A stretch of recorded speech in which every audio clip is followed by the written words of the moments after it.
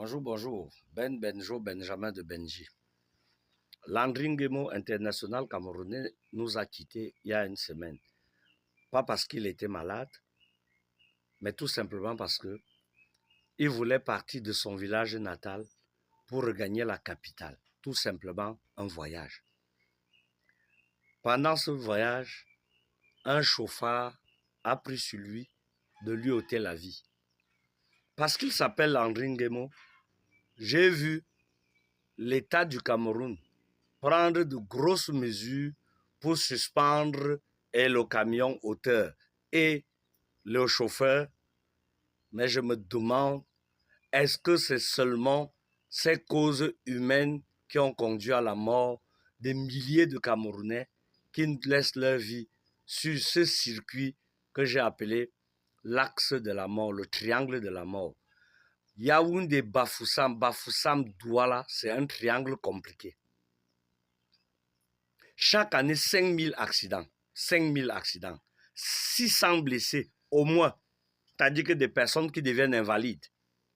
Invalides. C'est-à-dire que les pères de famille, des personnes qui se prenaient en charge, qui subitement un matin se retrouvent amputés d'un membre ou alors ont perdu quelque chose et ne peuvent plus apporter à leur famille la pitance. Je ne te parle pas des 1200 morts que nous enregistrons sur nos axes routiers tous les ans. Les pères de famille, les mamans qui font des orphelins à l'appel. Je n'ai jamais vu, entendu une condamnation pour ces responsables qui laissent leurs enfants mourir. Est-ce que c'est normal que les enfants de Dieu puissent trouver la mort au nom de Dieu par leur peuple, c'est-à-dire que par les dirigeants qui sont là? Vous voulez qu'on accuse qui? Alors il faut que je vous dise un petit truc. Dans un accident de la circulation, il y a deux causes. Il y a la cause humaine. La cause humaine, c'est l'alcoolisme.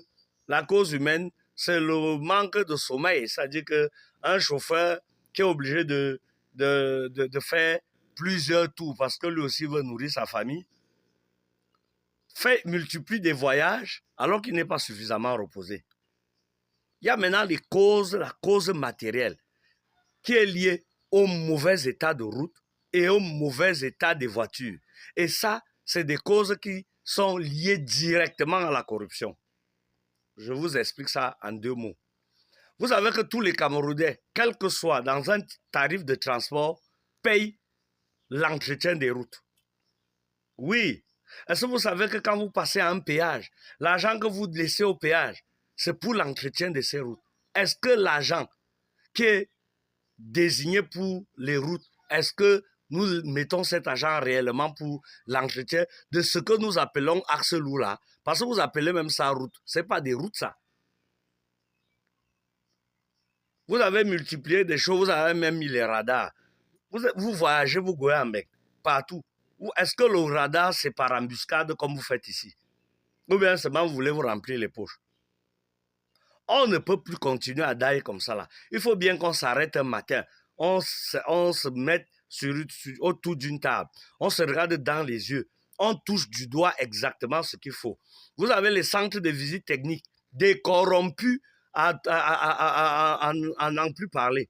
Vous avez des personnes qui ont les alcotests partout là. Les barrages de police gendarmerie mixtes là. Quand vous regardez vos barrages là, ils servent même à quoi? Il suffit que tu aies ton choco. Tu passes. Hein? Sauf qu'au bout de ce choco, beaucoup de gens perdent leur vie. Oui, on ne va pas continuer à dire que oh, les gens sont partis au village, les vieux ont fait la sorcellerie au village, parce que maintenant, là, on dit déjà que Landry Nguemo, c'est les gens qui l'ont chopé. Alors que tout le monde a vu comment un camion faisait un mauvais dépassement et montait sur lui avec toutes ses 4 roues. Oui, oui. Si la route là était suffisamment large, je suis convaincu que Landry Nguemo serait vivant. Vous avez les voitures qui passent la visite technique. Tu regardes bien l'état des pneus des voitures qui sont sur nos axes routiers. Tu vois la quantité de fumée qu'une voiture vous dégage sur l'axe routier. Après, tu contrôles ce type-là, il a la visite technique. Il a fait comment pour avoir la visite technique?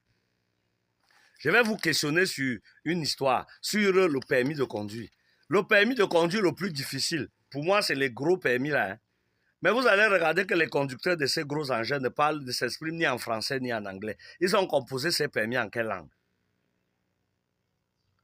Pour avoir le choco de Tukolo, tu permets la mort des milliers de Camerounais. Vous verrez Dieu avec ça. Est-ce que vous allez voir Dieu? Jusqu'à quand allons-nous toujours mourir? Hein, messieurs les patrons des pouvoirs publics. Je vous vois quand vous voulez voyager, vous avez les 4x4. Dernier modèle, les derniers cris. Les 4x4, quand vous voulez voyager. Les trous dans les routes, là, aucun entretien. C'est parce qu'on va esquiver un trou qu'on part sur le couloir de l'autre. Est-ce qu'on va continuer comme ça? Il ne faut pas continuer comme ça. On ne fait que mourir. Vous êtes là. Oh, vous prenez les mesures. Oh, suspension de telle agence de voyage. Oh, suspension de ça. Est-ce que c'est les agences de voyage là qui doivent entretenir les routes? Qui doivent ouvrir les routes là? Qui vous a même dit qu'on est obligé d'avoir une seule voie en aller-retour? Ça dit que je suis obligé de croiser l'autre véhicule. Tout l'argent des péages, depuis l'époque des indépendances, ça vous avez mis où? Quand on va parler, vous allez dire comment vous allez venir arrêter les gens comme les Martinez Zogo et les zigouiller avec les Prado noirs. Vous croyez que si vous venez me zigouiller avec le Prado noir parce que j'ai dit ça, je serai moins mort que Zogo ou bien ceux qui sont morts dessus d'un accident de la route? Il faut arrêter ça.